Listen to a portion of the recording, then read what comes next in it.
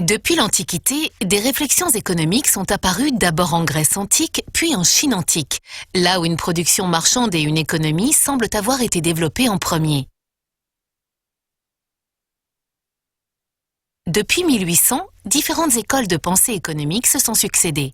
Tout d'abord, on a vu apparaître les bases de la science économique au travers des précurseurs. On y trouve deux courants.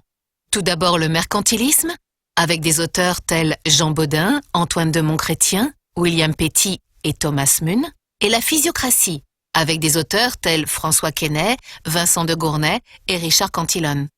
La première moitié du XIXe siècle a vu naître l'école classique, avec des auteurs tels Adam Smith, David Ricardo, Thomas Robert Malthus et Jean-Baptiste Say. Au cours de la deuxième moitié du XIXe siècle, l'école marxiste est apparue, avec des auteurs tels Karl Marx, Friedrich Engels et Lénine. L'école néoclassique est considérée comme le quatrième grand courant de la pensée économique, avec des auteurs comme Léon Walras et Vilfredo Pareto. Enfin, le dernier courant de la pensée économique est l'école keynésienne, avec des auteurs tels John Maynard Keynes et Joseph Stiglitz.